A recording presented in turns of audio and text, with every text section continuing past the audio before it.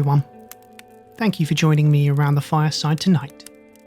My name is Joe, and I'm here to tell you a story. A story of schoolmasters and spectres. Of whimsical stories contrasted with terrible rumours. Of rivals in love, of beauty in nature, and of terror in folklore.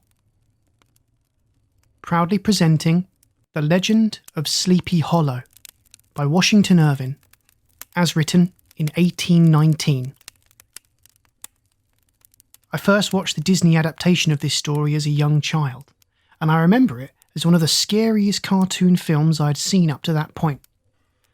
I'll admit that I went into reading this story with some of that same childlike fear and trepidation, and I found that this story is far more beautiful than I expected it to be.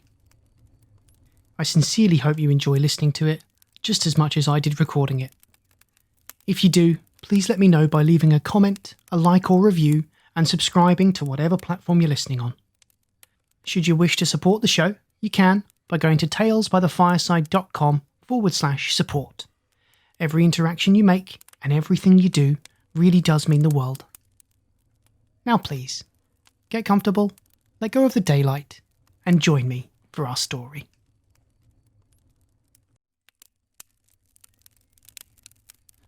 The Legend of Sleepy Hollow by Washington Irving. Found among the papers of the late Diedrich Knickerbocker. A pleasing land of drowsy head it was, of dreams that wave before the half-shut eye, and of gay castles in the clouds that pass, forever flushing round a summer sky. Castle of Indolence. In the bosom of one of those spacious coves which indent the eastern shore of the Hudson, at that broad expansion of the river denominated by the ancient Dutch navigators the Tappan Zee, and where they always prudently shortened sail and implored the protection of St. Nicholas when they crossed, there lies a small market town or rural port, which by some is called Greensburg, but which is more generally and properly known by the name of Tarrytown. This name was given, we are told, in former days by the good housewives of the adjacent country, from the inveterate propensity of their husbands to linger about the village tavern on market days. Be that as it may, I do not vouch for the fact, but merely advert to it, for the sake of being precise and authentic. Not far from this village, perhaps about 2 miles, there is a little valley, or rather lap of land among high hills, which is one of the quietest places in the whole world. A small brook glides through it, with just murmur enough to lull one to repose, and the occasional whistle of a quail or tapping of a woodpecker is almost the only sound that ever breaks in upon the uniform tranquillity. I recollect that, when a stripling, my first exploit in squirrel shooting was in a grove of tall walnut trees that shades one side of the valley. I had wandered into it at noontime, when all nature is peculiarly quiet, and was startled by the roar of my own gun, as it broke the Sabbath stillness around and was prolonged and reverberated by the angry echoes.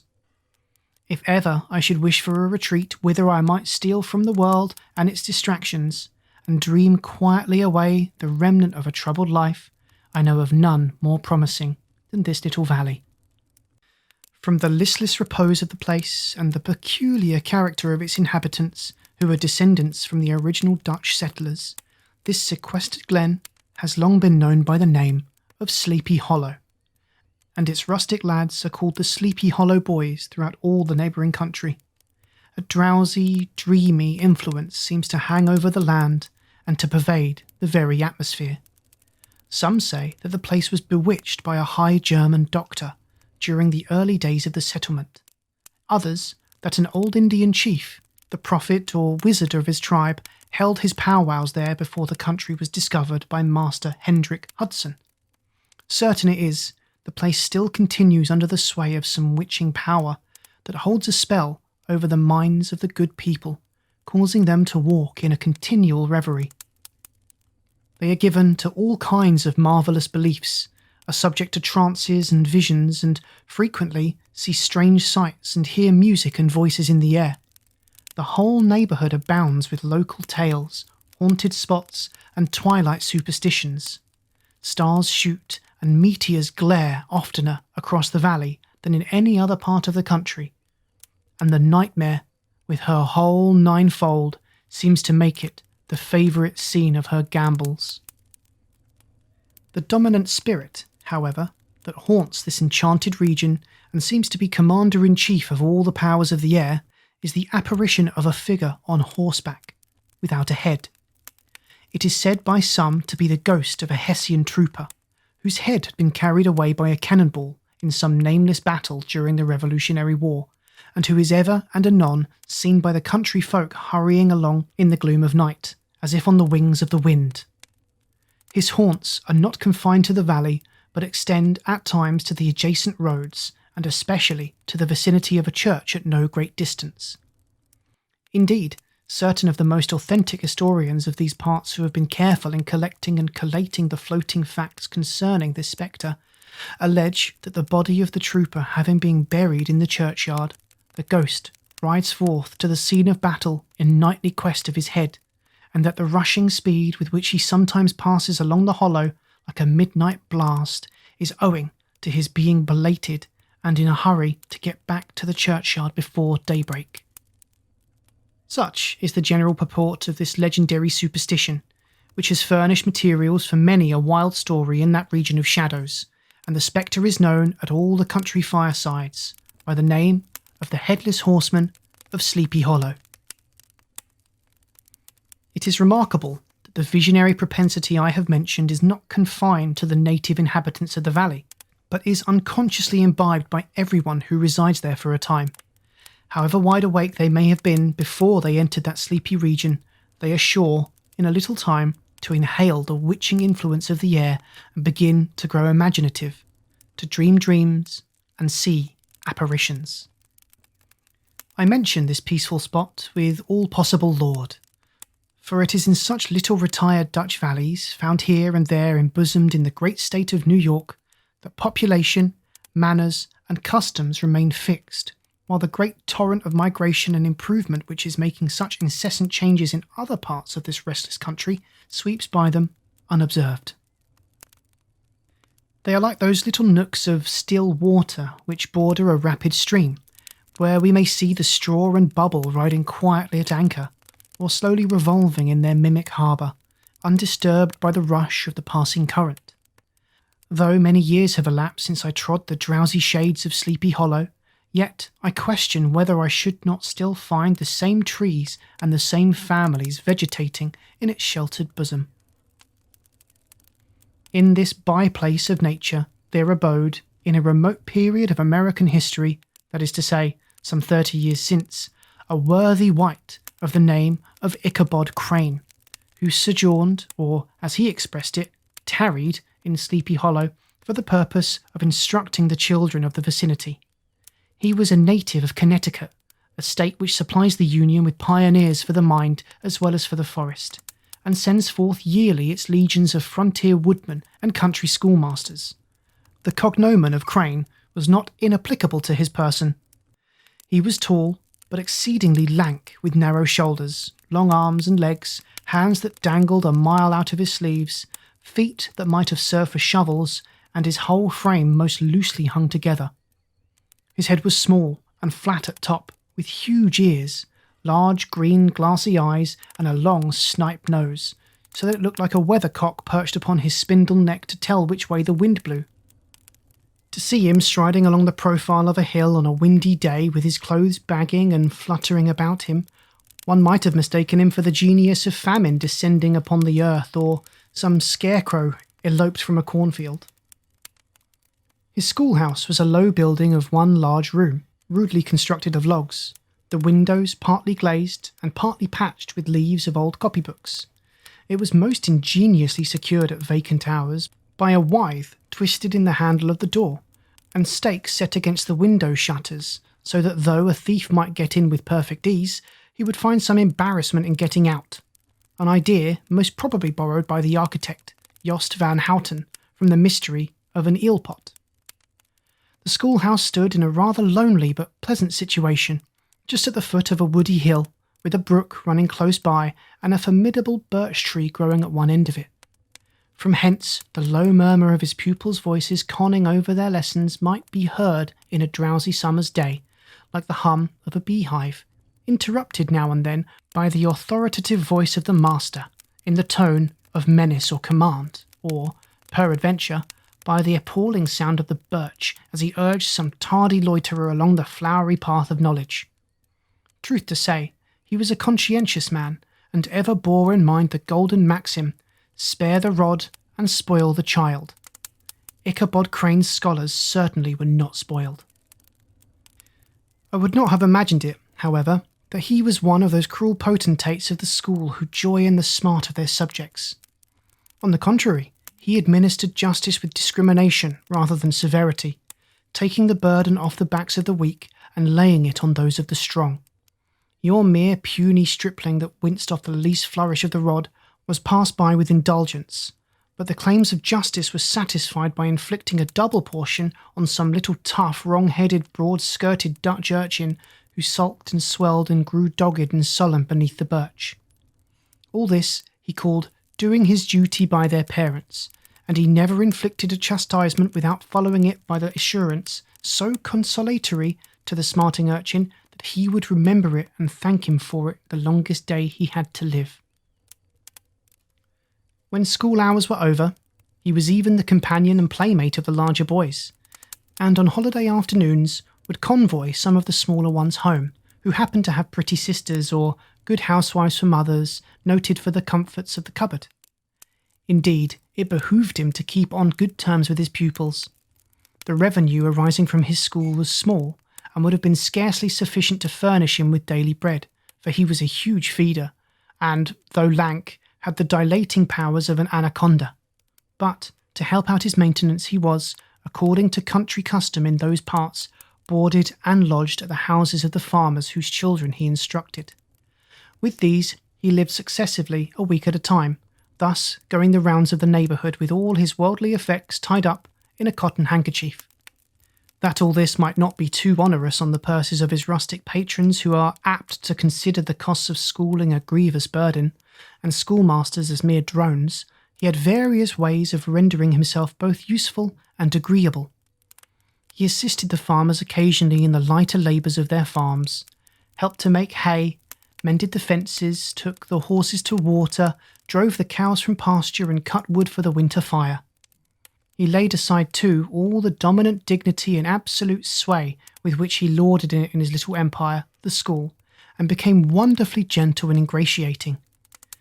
He found favour in the eyes of the mothers by petting the children, particularly the youngest, and like the lion bold, which whilom so magnanimously the lamb did hold, he would sit with the child on one knee and rock a cradle with his foot for whole hours together. In addition to his other vocations, he was the singing master of the neighbourhood, and picked up many bright shillings by instructing the young folks in psalmody. It was a matter of no little vanity to him on Sundays to take his station in front of the church gallery with a band of chosen singers, where, in his own mind, he completely carried away the palm from the parson. Certain it is, his voice resounded far above all the rest of the congregation, and there are peculiar quavers still to be heard in that church, and which may even be heard half a mile off, quite to the opposite side of the mill pond, on a still Sunday morning, which is said to be legitimately descended from the nose of Ichabod Crane. Thus, by divers little makeshifts in that ingenious way which is commonly denominated by hook and by crook, the worthy pedagogue got on tolerably enough, and was thought, by all who understood nothing of the labour of headwork, to have a wonderfully easy life of it. The schoolmaster is generally a man of some importance in the female circle of a rural neighbourhood, being considered a kind of idle, gentleman-like personage, of vastly superior taste and accomplishments to the rough country swains, and, indeed, inferior in learning only to the parson. His appearance, therefore, is apt to occasion some little stir at the tea-table of a farmhouse, and the addition of a supernumerary dish of cakes or sweetmeats, or, peradventure, the parade of a silver teapot. Our man of letters, therefore, was peculiarly happy in the smiles of all the country damsels. How he would figure among them in the churchyard between services on Sundays, gathering grapes for them out in the wild vines that overran the surrounding trees, reciting for their amusement all the epitaphs on the tombstones, or sauntering with a whole bevy of them along the banks of the adjacent mill pond, while the more bashful country bumpkins hung sheepishly back, envying his superior elegance and address. From his half-itinerant life, also, he was a kind of travelling gazette, carrying the whole budget of local gossip from house to house, so that his appearance was always greeted with satisfaction. He was, moreover, esteemed by the women as a man of great erudition, for he had read several books quite through, and was a perfect master of Cotton Mather's History of New England Witchcraft, in which, by the way, he most firmly and potently believed. He was, in fact, an odd mixture of small shrewdness and simple credulity. His appetite for the marvellous and his powers of digesting it were equally extraordinary, and both had been increased by his residence in this spellbound region.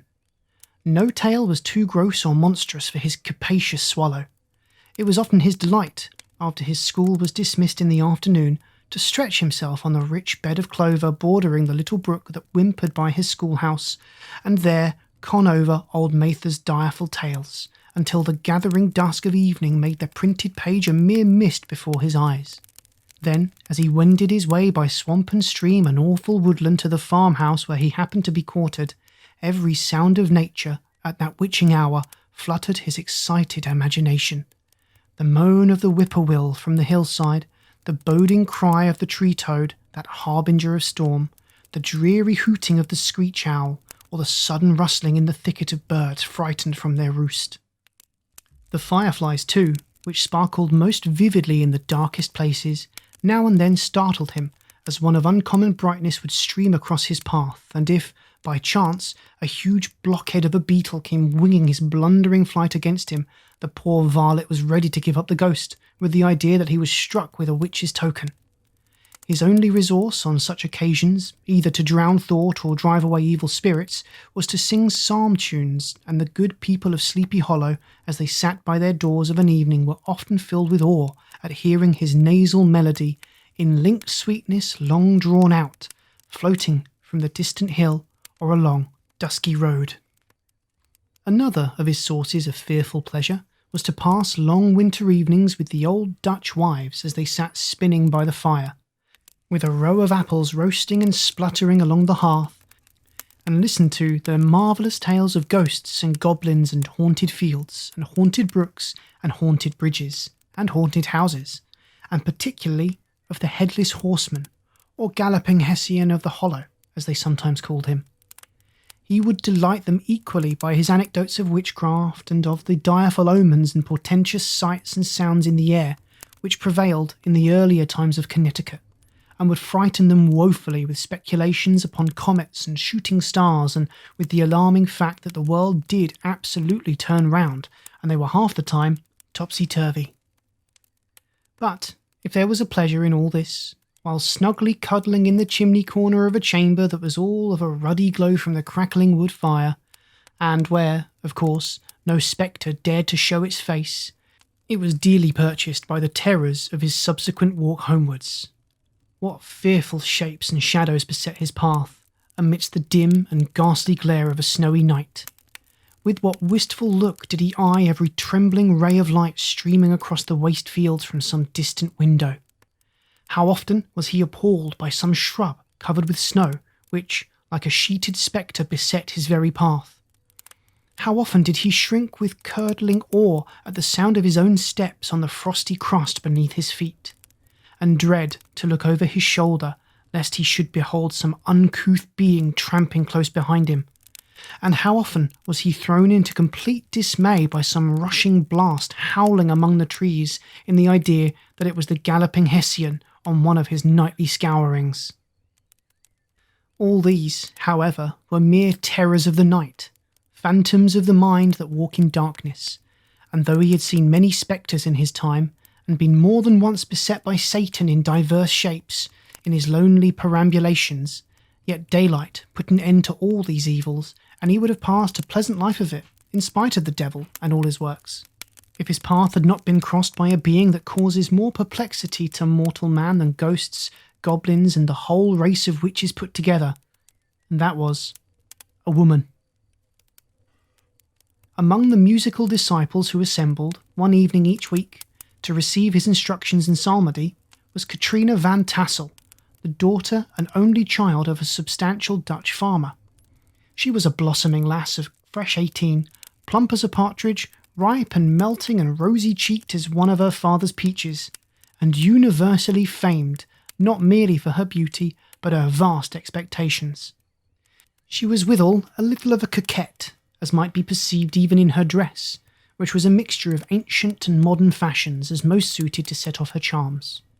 She wore the ornaments of pure yellow gold, which her great-great-grandmother had brought over from Sardam, the tempting stomacher of the olden time, and withal a provokingly short petticoat to display the prettiest foot and ankle in the country round.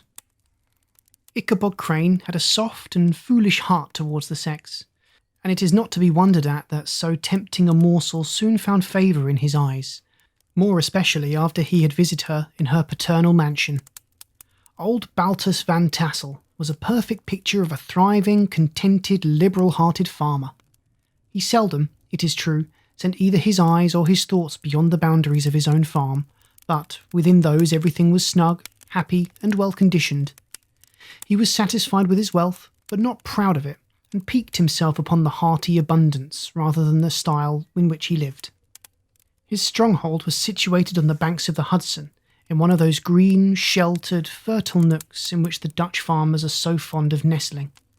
A great elm tree spread its broad branches over it, at the foot of which bubbled up a spring of the softest and sweetest water, in a little well formed of a barrel, and then stole sparkling away through the grass to the neighbouring brook that babbled along among alders and dwarf willows. Hard by the farmhouse was a vast barn that might have served for a church, every window and crevice of which seemed bursting forth with the treasure of the farm. The flail was busily resounding within it from morning till night. Swallows and martins skimmed twittering about the eaves, and rows of pigeons, some with one eye turned up as if watching the weather, some with their heads under their wings or buried in their bosoms, and others, swelling and cooing and bowing about their dames, were enjoying the sunshine on the roof. Sleek, unwieldy porkers were grunting in the repose and abundance of their pens, from whence sallied forth, now and then, troops of sucking pigs as if to snuff the air. A stately squadron of snowy geese were riding in an adjoining pond, convoying whole fleets of ducks. Regiments of turkeys were gobbling through the farmyard, and guinea fowls fretting about it like ill-tempered housewives with their peevish, discontented cry.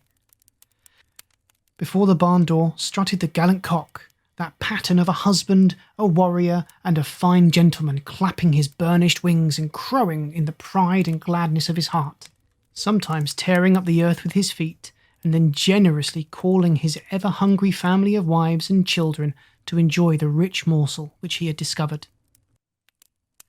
The pedagogue's mouth watered as he looked upon this sumptuous promise of luxurious winter fare. In his devouring mind's eye, he pictured to himself every roasting pig running about with a pudding in its belly and an apple in his mouth. The pigeons were snugly put to bed in a comfortable pie and tucked in with a coverlet of crust. The geese were swimming in their own gravy, and the ducks pairing cosily in dishes like snug married couples, with a decent competency of onion sauce. In the porkers he saw carved out the future sleek side of bacon and juicy relishing ham.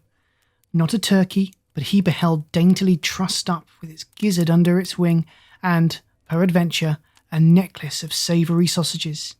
And even bright Chanticleer himself lay sprawling on his back in a side dish, with uplifted claws as if craving that quarter which his chivalrous spirit disdained to ask while living. As the enraptured Ichabod fancied all this, and as he rolled his great green eyes over the fat meadow lands, the rich fields of wheat, of rye, of buckwheat and Indian corn, and the orchards burdened with ruddy fruit, which surrounded the warm tenement of Van Tassel, his heart yearned after the damsel who was to inherit these domains, and his imagination expanded with the idea how they might be readily turned into cash, and the money invested in immense tracts of wild land and shingled palaces in the wilderness. Nay, his busy fancy already realised his hopes, and presented to him the blooming Katrina, with a whole family of children mounted on the top of a wagon loaded with household trumpery, with pots and kettles dangling beneath, and he beheld himself bestriding a pacing mare with a colt at her heels, setting out for Kentucky, Tennessee, or the Lord knows where. When he entered the house, the conquest of his heart was complete. It was one of those spacious farmhouses with high-ridged but lowly sloping roofs, built in the style handed down from the first Dutch settlers. The low projecting eaves forming a piazza out the front, capable of being closed up in bad weather. Under this were hung flails, harness, various utensils of husbandry, and nets for fishing in the neighbouring river. Benches were built along the sides for summer use, and a great spinning wheel at one end and a churn at the other showed the various uses to which the important porch might be devoted. From this piazza, the wandering Ichabod entered the hall, which formed the centre of the mansion and the place of usual residence. Here, rows of resplendent pewter ranged on a long dresser dazzled his eyes. In one corner stood a huge bag of wool, ready to be spun. In another, a quantity of linsey-woolsey just from the loom, ears of Indian corn and strings of dried apples and peaches, hung in gay festoons along the walls, mingled with the gourd of red peppers, and a door left ajar gave him a peep into the best parlour, where the claw-footed chairs and dark mahogany tables shone like mirrors. Andirons with their accompanying shovel and tongs glistened from their covert of asparagus tops. Mock oranges and conch shells decorated the mantelpiece. Strings of various coloured birds' eggs were suspended above it, a great ostrich egg was hung from the centre of the room, and a corner cupboard, knowingly left open, displayed immense treasures of old silver and well-mended china. From the moment Ichabod laid his eyes upon these regions of delight, the peace of his mind was at an end, and his only study was how to gain the affections of the peerless daughter of Van Tassel. In this enterprise, however, he had more real difficulties than generally fell to the lot of a knight-errant of yore, who seldom had anything but giants, enchanters, fiery dragons, and such like easily conquered adversaries to contend with, and had to make his way merely through gates of iron and brass and walls of adamant to the castle keep, where the lady of his heart was confined, all of which he achieved as easily as a man would carve his way to the centre of a Christmas pie, and then the lady gave him her hand as a matter of course. Ichabod, on the contrary, had to win his way to the heart of a country coquette, beset with a labyrinth of whims and caprices, which were forever presenting new difficulties and impediments, and he had to encounter a host of fearful adversaries of real flesh and blood, the numerous rustic admirers who beset every portal to her heart, keeping a watchful and angry eye upon each other, but ready to fly out in the common cause against any new competitor. Among these, the most formidable was a burly, roaring, roistering blade of the name of Abraham, or, according to the Dutch abbreviation, Brom van Brunt, the hero of the country round, which rang with his feats of strength and hardihood. He was broad-shouldered and double-jointed, with short curly black hair, and a bluff of not unpleasant countenance, having a mingled air of fun and arrogance. From his Herculean frame and great powers of limb he had received the nickname of Brombones, by which he was universally known. He was famed for great knowledge and skill in horsemanship, being as dexterous on horseback as a Tartar. He was foremost at all races and cockfights, and, with the ascendancy which bodily strength always acquires in rustic life, was the umpire in all disputes, setting his hat on one side and giving his decisions with an air and tone that admitted of no gainsay or appeal. He was always ready for either a fight or a frolic, but had more mischief than ill will in his composition, and with all his overbearing roughness there was a strong dash of waggish good humour at bottom. He had 3 or 4 boon companions who regarded him as their model, and at the head of whom he scoured the country, attending every scene or feud or merriment for miles around. In cold weather he was distinguished by a fur cap, surmounted with a flaunting fox's tail, and when the folks at a country gathering descried this well-known crest at a distance, Whisking about among a squad of hard riders, they always stood by for a squall. Sometimes his crew would be heard dashing along past the farmhouses at midnight with a whoop and a halloo, like a troop of Don Cossacks, and the old dames, startled out of their sleep, would listen for a moment till the hurry-scurry had clattered by, and then exclaim, "Aye, there goes Brombones and his gang." The neighbours looked upon him with a mixture of awe, admiration, and goodwill, and, when any madcap prank or rustic brawl occurred in the vicinity, always shook their heads and warranted Brombones was at the bottom of it. This rantipole hero had for some time singled out the blooming Katrina for the object of his uncouth gallantries, and though his amorous toyings were something like the gentle caresses and endearments of a bear, yet it was whispered that she did not altogether discourage his hopes. Certain it is, his advances were signals for his rival candidates to retire, who felt no inclination to cross a lion in his amours. Insomuch that when a horse was seen tied to Van Tassel's paling on a Sunday night, a sure sign that his master was courting, or as it termed, sparking, within, all other suitors passed by in despair, and carried the war into other quarters. Such was the formidable rival with whom Ichabod Crane had to contend, and, considering all things, a stouter man than he would have shrunk from the competition, and a wiser man would have despaired. He had, however, a happy mixture of pliability and perseverance in his nature. He was in form and spirit like a supple jack, yielding, but tough. Though he bent, he never broke, and though he bowed beneath the slightest pressure, yet, the moment it was away, jerk, he was as erect and carried his head as high as ever. To have taken the field openly against his rival would have been madness, for he was not a man to be thwarted in his amours, any more than that stormy lover Achilles. Ichabod, therefore, made his advances in a quiet and gently insinuating manner. Under cover of his character of singing master, he made frequent visits at the farmhouse. Not that he had anything to apprehend from the meddlesome interference of parents, which is so often a stumbling block in the path of lovers. Bolt Van Tassel was an easy, indulgent soul. He loved his daughter better even than his pipe, and, like a reasonable man and an excellent father, let her have her way in everything.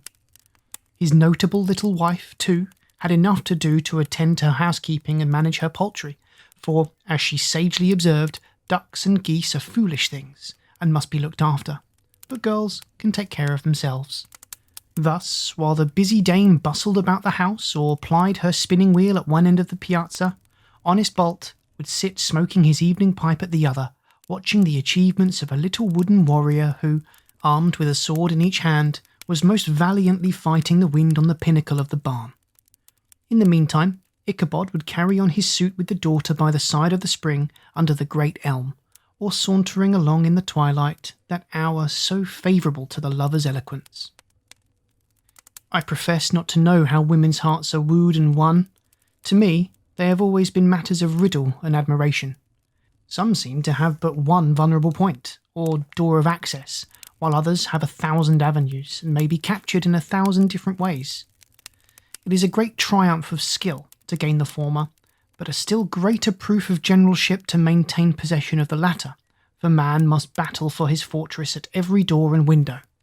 He who wins 1,000 common hearts is therefore entitled to some renown, but he who keeps undisputed sway over the heart of a coquette is indeed a hero. Certain it is, this was not the case with the redoubtable Brombones, and from the moment Ichabod Crane made his advances, the interests of the former evidently declined. His horse was no longer seen tied to the palings on Sunday nights, and a deadly feud gradually arose between him and the preceptor of Sleepy Hollow. Brom, who had a degree of rough chivalry in his nature, would fain have carried matters to open warfare, and have settled their pretensions to the lady according to the mode of those most concise and simple reasoners, the knights-errant of yore, by single combat. But Ichabod was too conscious of the superior might of his adversary to enter the lists against him. He had overheard a boast of Bones that he would double the schoolmaster up and lay him on a shelf of his own schoolhouse, and he was too wary to give him an opportunity. There was something extremely provoking in this obstinately pacific system. It left Brom no alternative but to draw upon the funds of rustic waggery in his disposition and to play off boorish practical jokes upon his rival. Ichabod became the object of whimsical persecution to Bones and his gang of rough riders. They harried his hitherto peaceful domains, smoked out his singing school by stopping up the chimney, broke into the schoolhouse at night in spite of its formidable fastenings of withe and window stakes, and turned everything topsy-turvy, so that the poor schoolmaster began to think all the witches in the country held their meetings there. But what was still more annoying, Brom took all opportunities of turning him into ridicule in presence of his mistress, and had a scoundrel dog whom he taught to whine in the most ludicrous manner, and introduced as a rival of Ichabod's to instruct her in psalmody. In this way, matters went on for some time, without producing any material effect on the relative situations of the contending powers. On a fine autumnal afternoon, Ichabod, in pensive mood, sat enthroned on the lofty stool from whence he usually watched all the concerns of his little literary realm. In his hand he swayed a ferule, that sceptre of despotic power. The birch of justice reposed on 3 nails behind the throne, a constant terror to evildoers, while on the desk before him might be seen sundry contraband articles and prohibited weapons detected upon the persons of idle urchins, such as half-munched apples, pop-guns, whirligigs, fly-cages, and whole legions of rampant little paper gamecocks. Apparently, there had been some appalling act of justice recently inflicted, for his scholars were all busily intent on their books, or slyly whispering behind them with one eye kept upon the master, and a kind of buzzing stillness reigned throughout the schoolroom. It was suddenly interrupted by the appearance of a man in tow-cloth jacket and trousers, a round-crowned fragment of a hat, like the cap of Mercury, and mounted on the back of a ragged, wild, half-broken colt, which he managed with a rope by way of a halter.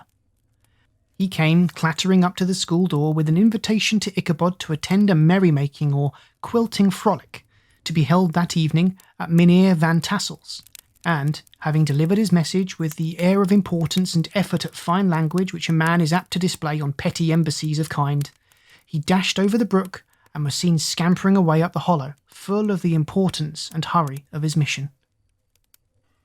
All was now bustle and hubbub in the late quiet schoolroom.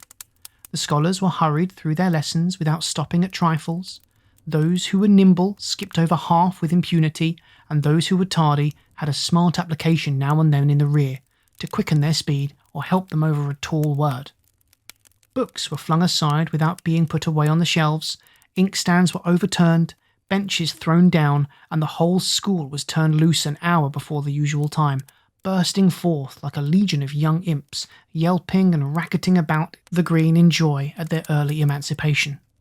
The gallant Ichabod now spent at least an extra half an hour at his toilet, brushing and furbishing up his best, and indeed only, suit of rusty black, and arranging his locks by a bit of broken-looking glass that hung up in the schoolhouse, that he might make his appearance before his mistress in the true style of a cavalier. He borrowed a horse from the farmer with whom he was domicilated, a choleric old Dutchman of the name of Hans van Ripper, and thus gallantly mounted, issued forth like a knight-errant in quest of adventures. But it is meet I should, in the true spirit of romantic story, give some account of the looks and equipments of my hero and his steed.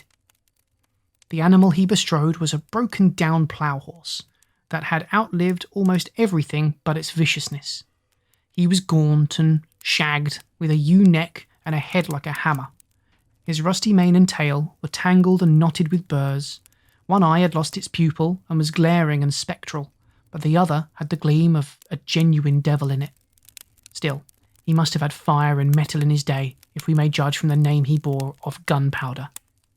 He had, in fact, been a favourite steed of his master's, the choleric Van Ripper, who was a furious rider, and had infused, very probably, some of his own spirit into the animal, for old and broken down as he looked, there was more of the lurking devil in him than in any young filly in the country. Ichabod was a suitable figure for such a steed.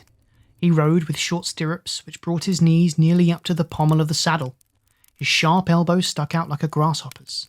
He carried his whip perpendicularly in his hand like a sceptre, and as his horse jogged on, the motion of his arms was not unlike the flapping of a pair of wings. A small wool hat rested on the top of his nose, for so his scanty strip of forehead might be called, and the skirts of his black coat fluttered out almost to the horse's tail. Such was the appearance of Ichabod and his steed as they shambled out of the gate of Hans van Ripper, and it was altogether such an apparition as is seldom to be met with in broad daylight. It was, as I have said, a fine autumnal day. The sky was clear and serene, and nature wore that rich and golden livery which we always associate with the idea of abundance.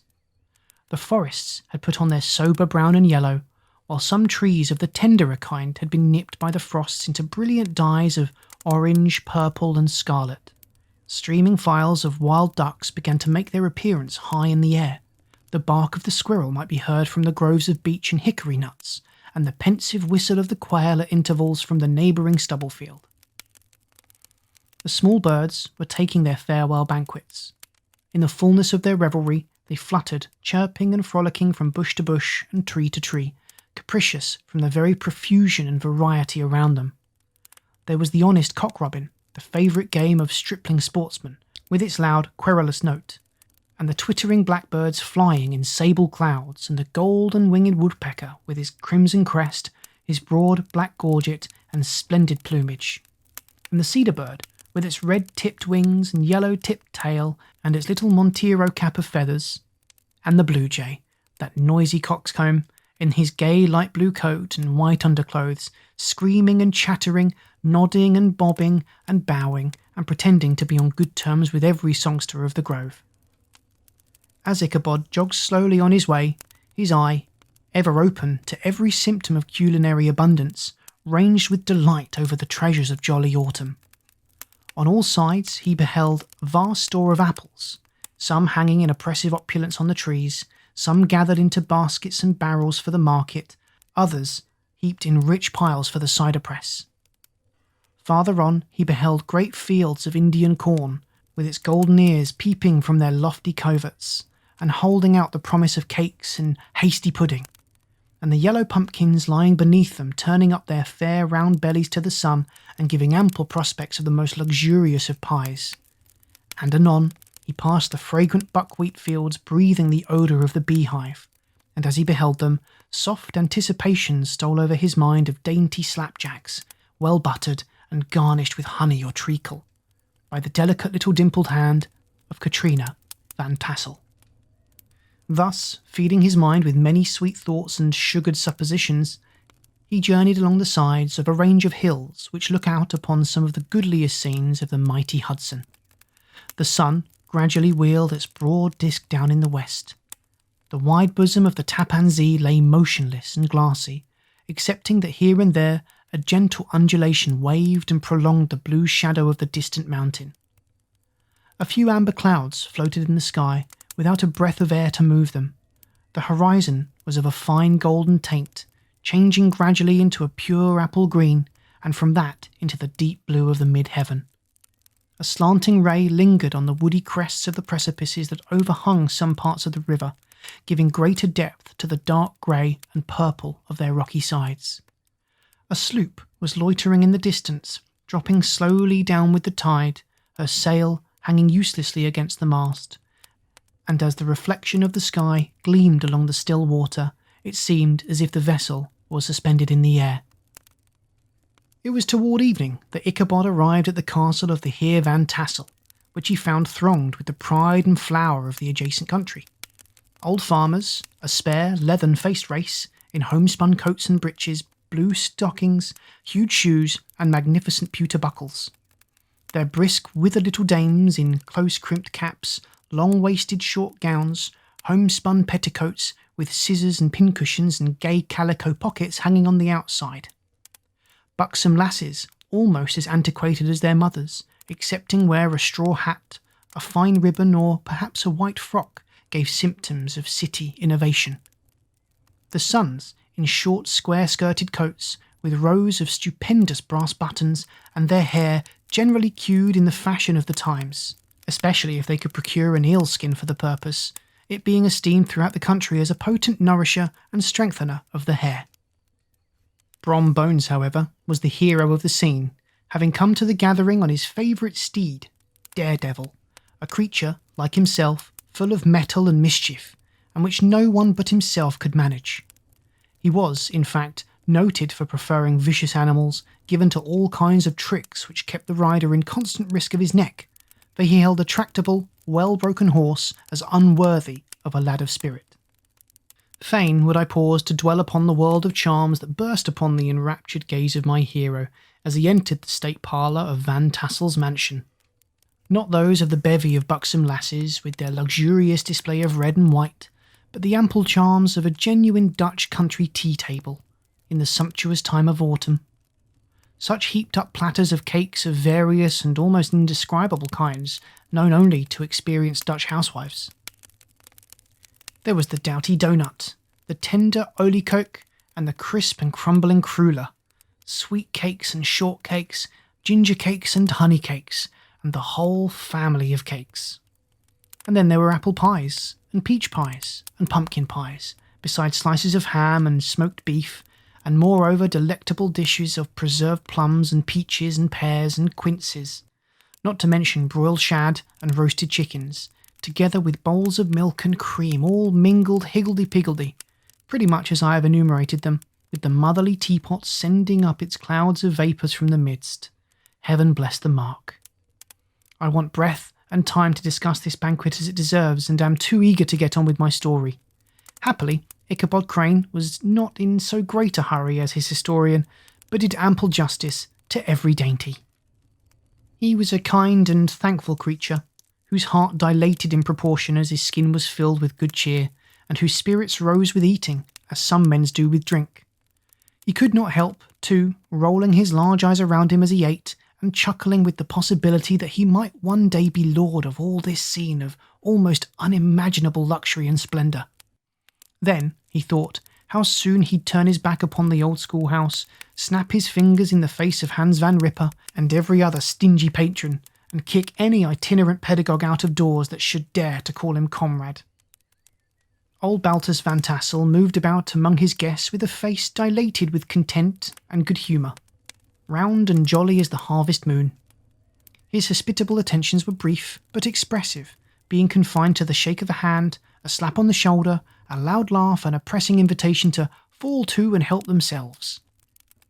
And now the sound of the music from the common room or hall summoned to the dance. The musician was an old grey-headed man who had been the itinerant orchestra of the neighbourhood for more than half a century.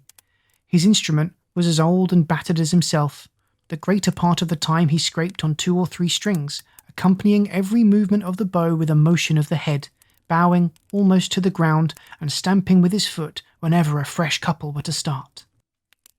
Ichabod prided himself upon his dancing as much as upon his vocal powers. Not a limb, not a fibre about him was idle, and to have seen his loosely hung frame in full motion and clattering about the room, you'd have thought St. Vitus himself, that blessed patron of the dance, was figuring before you in person.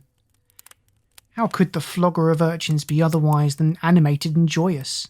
The lady of his heart was his partner in the dance, and smiling graciously in reply to all his amorous oglings, while Brom Bones, sorely smitten with love and jealousy, sat brooding by himself in one corner. When the dance was at an end, Ichabod was attracted to a knot of the sager folks who, with old Van Tassel, sat smoking at one end of the piazza, gossiping over former times and drawing out long stories about the war. This neighbourhood, at the time of which I am speaking, was one of those highly favoured places which abound with chronicle and great men. The British and American line had run near it during the war. It had therefore been the scene of marauding and infested with refugees, cowboys, and all kinds of border chivalry. Just sufficient time had elapsed to enable each storyteller to dress up his tale with a little becoming fiction, and in the indistinctness of his recollection to make himself the very hero of every exploit. There was the story of Doffu Martling, a large blue-bearded Dutchman, who had nearly taken a British frigate with an old iron 9-pounder from a mud breastwork, only that his gun burst at the 6th discharge.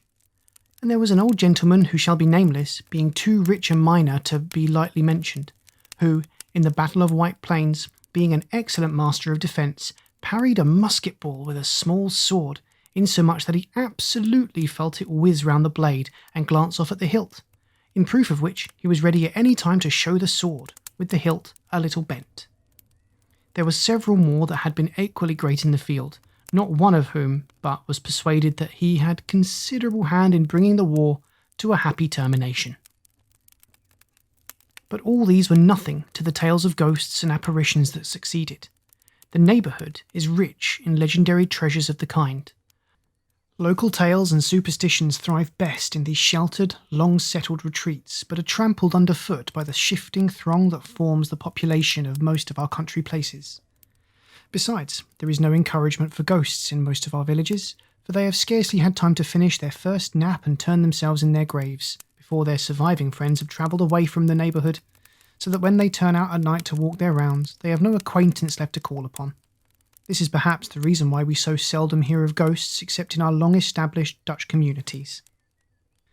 The immediate cause, however, of the prevalence of supernatural stories in these parts was doubtless owing to the vicinity of Sleepy Hollow. There was a contagion in the very air that blew from that haunted region.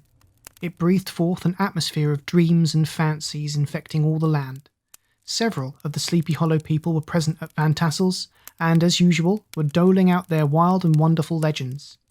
Many dismal tales were told about funeral trains, and mourning cries and wailings heard and seen about the great tree where the unfortunate Major Andre was taken, and which stood in the neighbourhood. Some mention was made also of the woman in white, that haunted the dark glen at Raven Rock, and was often heard to shriek on winter nights before a storm, having perished there in the snow. The chief part of the stories, however, turned upon the favourite spectre of Sleepy Hollow, the Headless Horseman, who had been heard several times of late patrolling the country and, it was said, tethered his horse nightly among the graves in the churchyard. The sequestered situation of this church seems always to have made it a favourite haunt of troubled spirits. It stands on a knoll, surrounded by locust trees and lofty elms, from among which its decent whitewashed walls shine modestly forth, like Christian purity beaming through the shades of retirement. A gentle slope descends from it to a silver sheet of water bordered by high trees between which peeps may be caught at the blue hills of the Hudson. To look upon its grass-grown yard, where the sunbeams seem to sleep so quietly, one would think that there at least the dead might rest in peace. On one side of the church extends a wide woody dell, along which raves a large brook among broken rocks and trunks of fallen trees. Over a deep black part of the stream, not far from the church, was formerly thrown a wooden bridge. The road that led to it, and the bridge itself, were thickly shaded by overhanging trees which cast a gloom about it, even in the daytime, but occasioned a fearful darkness at night. Such was one of the favourite haunts of the Headless Horseman, and the place where he was most frequently encountered. The tale was told of old Brower, a most heretical disbeliever in ghosts, how he met the horseman returning from his foray into Sleepy Hollow, and was obliged to get up behind him, how they galloped over bush and brake, over hill and swamp, until they reached the bridge, when the horseman suddenly turned into a skeleton, threw old Brower into the brook, and sprang away over the treetops with a clap of thunder. This story was immediately matched by a thrice marvellous adventure of Brom Bones, who made light of the galloping Hessian as an arrant jockey. He affirmed that on returning one night from the neighbouring village of Sing Sing, he had been overtaken by this midnight trooper, that he had offered to race with him for a bowl of punch, and should have won it too, for Daredevil beat the goblin horse all hollow. But just as they came to the church bridge, the Hessian bolted and vanished in a flash of fire. All these tales, told in that drowsy undertone with which men talk in the dark, the countenances of the listeners only now and then receiving a casual gleam from the glare of a pipe, sank deep in the mind of Ichabod. He repaid them in kind with large extracts from his invaluable author, Cotton Mather, and added many marvellous events that had taken place in his native state of Connecticut, and fearful sights which he had seen in his nightly walks upon Sleepy Hollow. The revel now gradually broke up. The old farmers gathered together their families in their wagons and were heard for some time rattling along the hollow roads and over the distant hills. Some of the damsels mounted on pillions behind their favourite swains, and their light-hearted laughter, mingling with the clatter of hoofs, echoed along the silent woodlands, sounding fainter and fainter until they gradually died away, and the late scene of noise and frolic was all silent and deserted. Ichabod only lingered behind according to the custom of country lovers to have tête-à-tête with the heiress, fully convinced that he was now on the high road to success. What passed at this interview I will not pretend to say, for in fact I do not know. Something, however, I fear me must have gone wrong, for he certainly sallied forth after no very great interval, with an air quite desolate and chapfallen. Oh, these women! These women. Could that girl have been playing off any of her coquettish tricks? Was her encouragement of the poor pedagogue all a mere sham to secure her conquest of his rival? Heaven only knows, not I. Let it suffice to say, Ichabod stole forth with the air of one who had been sacking a hen roost rather than a fair lady's heart. Without looking to the right or left to notice the scene of rural wealth on which he had often so gloated, he went straight to the stable, and with the several hearty cuffs and kicks roused his steed most uncourteously from the comfortable quarters in which he was soundly sleeping, dreaming of mountains of corn and oats, and whole valleys of timothy and clover. It was the very witching time of night that Ichabod, heavy-hearted and crestfallen, pursued his travels homewards, along the sides of the lofty hills which rose above Tarrytown, and which he had traversed so cheerily in the afternoon. The hour was as dismal as himself. Far below him the Tappan Zee spread its dusky and indistinct waste of waters, with here and there the tall mast of a sloop riding quietly at anchor under the land. In the dead hush of midnight he could even hear the barking of the watchdog from the opposite shore of the Hudson, but it was so vague and faint as only to give an idea of his distance from the faithful companion of man. Now and then, too, the long-drawn crowing of a cock, accidentally awakened, would sound far, far off, from some farmhouse far away among the hills, but it was like a dreaming sound in his ear. No signs of life occurred near him, but occasionally the melancholy chirp of a cricket, or perhaps the guttural twang of a bullfrog from a neighbouring marsh, as if sleeping uncomfortably and turning suddenly in his bed. All the stories of ghosts and goblins that he had heard in the afternoon now came crowding upon his recollection. The night grew darker and darker. The stars seemed to sink deeper in the sky, and driving clouds occasionally hid them from his sight. He had never felt so lonely and dismal. He was, moreover, approaching the very place where many of the scenes of the ghost stories had been laid. In the centre of the road stood an enormous tulip tree, which towered like a giant above all the other trees of the neighbourhood, and formed a kind of landmark. Its limbs were gnarled and fantastic, large enough to form trunks for ordinary trees, twisting down almost to the earth and rising again into the air. It was connected with the tragical story of the unfortunate Andre, who had been taken prisoner hard by and was universally known by the name of Major Andre's tree. The common people regarded it with a mixture of respect and superstition, partly out of sympathy for the fate of its ill-starred namesake, and partly from the tales of strange sights and doleful lamentations told concerning it. As Ichabod approached this fearful tree, he began to whistle. He thought his whistle was answered, but it was but a blast sweeping sharply through the dry branches. As he approached a little nearer, he thought he saw something white hanging in the midst of the tree. He paused and ceased whistling, but on looking more narrowly, perceived that it was a place where the tree had been scathed by lightning and the white wood laid bare. Suddenly, he heard a groan. His teeth chattered and his knees smote against the saddle. It was but the rubbing of one huge bough upon another as they were swayed about by the breeze. He passed the tree in safety, but new perils lay before him. About 200 yards from the tree, a small brook crossed the road and ran into a marshy and thickly wooded glen, known by the name of Wiley's Swamp. A few rough logs lay side by side served for a bridge over this stream. On that side of the road, where the brook entered the wood, a group of oaks and chestnuts matted thick with wild grapevines threw a cavernous gloom over it. To pass this bridge was the severest trial.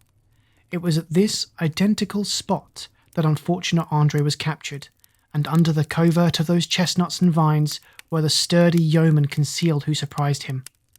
This has ever since been considered a haunted stream, and fearful are the feelings of the schoolboy who has to pass it alone after dark. As he approached the stream, his heart began to thump. He summoned up, however, all his resolution, gave his horse half a score of kicks in the ribs, and attempted to dash briskly across the bridge. But instead of starting forward, the perverse old animal made a lateral movement and ran broadside against the fence. Ichabod, whose fears increased with the delay, jerked the reins on the other side and kicked lustily with the contrary foot. It was all in vain. His steed started, it is true, but it was only to plunge to the opposite side of the road into a thicket of brambles and alder bushes. the schoolmaster now bestowed both whip and heel upon the starveling ribs of old Gunpowder, who dashed forward, snuffling and snorting, but came to a stand just by the bridge, with a suddenness that had nearly sent his rider sprawling over his head. Just at this moment, a plashy tramp by the side of the bridge caught the sensitive ear of Ichabod. In the dark shadow of the grove, on the margin of the brook, he beheld something huge, misshapen, and towering. It stirred not, but seemed gathered up in the gloom, like some gigantic monster ready to spring upon the traveller. The hair of the affrighted pedagogue rose upon his head with terror. What was to be done? To turn and fly was now too late. And besides, what chance was there of escaping ghost or goblin, if such it was, which could ride upon the wings of the wind? Summoning up, therefore, a show of courage, he demanded in stammering accents, "Who are you?" He received no reply. He repeated his demand in a still more agitated voice. Still there was no answer. Once more he cudgelled the sides of the inflexible Gunpowder, and, shutting his eyes, broke forth with involuntary fervour into a psalm tune. Just then, the shadowy object of alarm put itself into motion, and with a scramble and a bound stood at once in the middle of the road. Though the night was dark and dismal, yet the form of the unknown might now in some degree be ascertained. He appeared to be a horseman of large dimensions and mounted on a black horse of powerful frame. He made no offer of molestation or sociability, but kept aloof on one side of the road, jogging along on the blind side of old Gunpowder, who had now got over his fright and waywardness. Ichabod, who had no relish for this strange midnight companion, and bethought himself of the adventure of Brom Bones with the galloping Hessian, now quickened his steed in hopes of leaving him behind. The stranger, however, quickened his horse to an equal pace. Ichabod pulled up and fell into a walk, thinking to lag behind. The other did the same. His heart began to sink within him. He endeavoured to resume his psalm tune, but his parched tongue clove to the roof of his mouth, and he could not utter a stave. There was something in the moody and dogged silence of this pertinacious companion that was mysterious and appalling. It was soon fearfully accounted for. On mounting a rising ground which brought the figure of his fellow traveller in relief against the sky, gigantic in height and muffled in cloak, Ichabod was horror-struck on perceiving that he was headless. But his horror was still more increased on observing that the head, which should have rested on his shoulders, was carried before him on the pommel of his saddle. His terror rose to desperation. He rained a shower of kicks and blows upon Gunpowder, hoping by a sudden movement to give his companion the slip. But the spectre started full jump with him. Away, then, they dashed through thick and thin, stones flying and sparks flashing at every bound. Ichabod's flimsy garments fluttered in the air as he stretched his long, lank body away over his horse's head in the eagerness of his flight. They had now reached the road which turns off to Sleepy Hollow, but Gunpowder, who seemed possessed with a demon, instead of keeping up it, made an opposite turn and plunged headlong downhill to the left. This road leads through a sandy hollow shaded by trees for about 1/4 of a mile, where it crosses the bridge famous in Goblin story, just beyond swells of the green knoll on which stands the whitewashed church. As yet, the panic of the steed had given his unskilful rider an apparent advantage in the chase, but just as he had got halfway through the hollow, the girths of the saddle gave way, and he felt it slipping from under him. He seized it by the pommel and endeavoured to hold it firm, but in vain, and had just time to save himself by clasping old Gunpowder round the neck when the saddle fell to the earth, and he heard it trampled underfoot by his pursuer. For a moment, the terror of Hans Van Ripper's wrath passed across his mind, for it was his Sunday saddle. But this was no time for petty fears. The goblin was hard on his haunches and, unskilful rider that he was, he had much ado to maintain his seat, sometimes slipping on one side, sometimes on another, and sometimes jolted on the high ridge of the horse's backbone with a violence that he verily feared would cleave him asunder. An opening in the trees now cheered him with the hopes that the church bridge was at hand. The wavering reflection of a silver star in the bosom of the brook told him that he was not mistaken. He saw the walls of the church dimly glaring under the trees beyond. He recollected the place where Brom Bones' ghostly competitor had disappeared. "If I can but reach that bridge," thought Ichabod, "I am safe." Just then, he heard the black steed panting and blowing close behind him. He even fancied that he felt his hot breath. Another convulsive kick in the ribs and old Gunpowder sprang upon the bridge. He thundered over the resounding planks. He gained the opposite side, and now Ichabod cast a look behind to see if his pursuer should vanish, according to a rule, in a flash of fire and brimstone. Just then he saw the goblin rising in his stirrups, and in the very act of hurling his head at him. Ichabod endeavoured to dodge the horrible missile, but it was too late. It encountered his cranium with a tremendous crash. He was tumbled headlong into the dust, and Gunpowder, the black steed, the goblin rider, passed by like a whirlwind. The next morning, the old horse was found without his saddle, and with the bridle under his feet, soberly cropping the grass at his master's gate. Ichabod did not make his appearance at breakfast. Dinner hour came, but no Ichabod. The boys assembled at the schoolhouse and strolled idly about the banks of the brook, but no schoolmaster. Hans Van Ripper now began to feel some uneasiness about the fate of poor Ichabod and his saddle. An inquiry was set on foot, and after diligent investigation they came upon his traces. In one part of the road leading to the church was found the saddle trampled in the dirt, the tracks of horses' hooves deeply dented in the road, and evidently at furious speed, were traced to the bridge, beyond which, on the bank of a broad part of the brook, where the water ran deep and black, was found the hat of the unfortunate Ichabod, and close beside it a shattered pumpkin. The brook was searched, but the body of the schoolmaster was not to be discovered. Hans Van Ripper, as executor of his estate, examined the bundle which contained all his worldly effects. They consisted of 2 shirts and a half, 2 socks for the neck, a pair or 2 of worsted stockings, an old pair of corduroy smallclothes, a rusty razor, a book of psalm tunes full of dog ears, and a broken pitch pipe. As to the books and furniture of the schoolhouse, they belonged to the community, excepting Cotton Mather's History of Witchcraft, a New England almanac, and a book of dreams and fortune-telling, in which last was a sheet of foolscap much scribbled and blotted in several fruitless attempts to make a copy of verses in honour of the heiress of Van Tassel. These magic books and the poetic scrawl were forthwith consigned to the flames by Hans Van Ripper, who from that time forward determined to send his children no more to school, observing that he never knew any good come of this same reading and writing. Whatever money the schoolmaster possessed, and he had received his quarter's pay but a day or 2 before, he must have had about his person at the time of his disappearance. The mysterious event caused much speculation at the church on the following Sunday. Knots of gazers and gossips were collected in the churchyard, at the bridge, and at the spot where the hat and pumpkin had been found. The stories of Brower, of Bones, and a whole budget of others were called to mind, and when they had diligently considered them all, and compared them with the symptoms of the present case, they shook their heads and came to the conclusion that Ichabod had been carried off by the galloping Hessian. As he was a bachelor, and in nobody's debt, nobody troubled his head any more about him. The school was removed to a different quarter of the hollow, and another pedagogue reigned in his stead. It is true, an old farmer, who had been down to New York on a visit several years after, and from whom this account of the ghostly adventure was received, brought home the intelligence that Ichabod Crane was still alive, that he had left the neighbourhood partly through fear of the goblin and Hans Van Ripper, and partly in mortification at having been suddenly dismissed by the heiress, that he had changed his quarters to a distant part of the country, had kept school and studied law at the same time, had been admitted to the bar, turned politician, electioneered, written for the newspapers, and finally had been made a justice of the £10 court.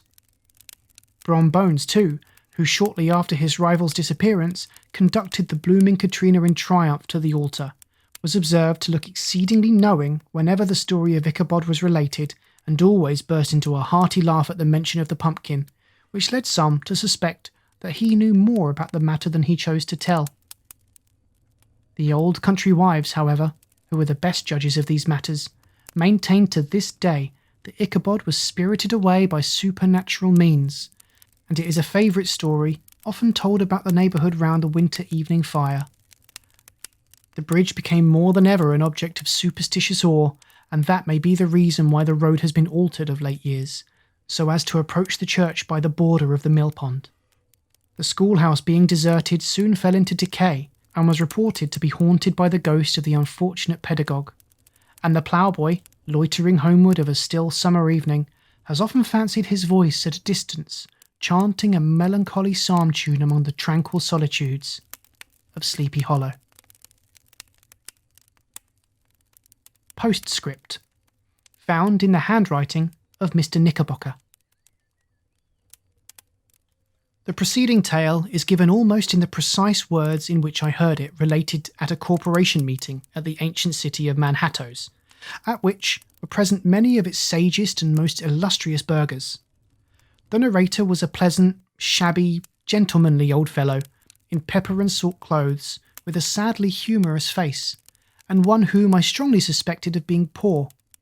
He made such efforts to be entertaining. When his story was concluded, there was much laughter and approbation, particularly from 2 or 3 deputy aldermen, who had been asleep the greater part of the time. There was, however, one tall, dry-looking old gentleman, with beetling eyebrows, who maintained a grave and rather severe face throughout, now and then folding his arms, inclining his head, and looking down upon the floor as if turning a doubt over in his mind. He was one of your wary men, who never laugh but upon good grounds, when they have reason and law on their side. When the mirth of the rest of the company had subsided and silence was restored, he leaned one arm on the elbow of his chair and, sticking the other akimbo, demanded, with a slight but exceedingly sage motion of the head and contraction of the brow, what was the moral of the story and what it went to prove. The storyteller, who was just putting a glass of wine to his lips as a refreshment after his toils, paused for a moment, looked at his inquirer with an air of infinite deference, and lowering the glass slowly to the table, observed that the story was intended most logically to prove that there is no situation in life but has its advantages and pleasures, provided we will but take a joke as we find it. That, therefore, he that runs races with goblin troopers is likely to have rough riding of it. Ergo, for a country schoolmaster to be refused the hand of a Dutch heiress is a certain step to high preferment in the state. The cautious old gentleman knit his brows tenfold closer after this explanation, being sorely puzzled by the ratiocination of the syllogism, while, methought, the one in pepper and salt eyed him with something of a triumphant leer. At length he observed that this was all very well, but still he thought the story a little on the extravagant. There were 1 or 2 points on which he had his doubts. "Faith, sir," replied the storyteller, "as to that matter, I don't believe one half of it myself." The end. Good night.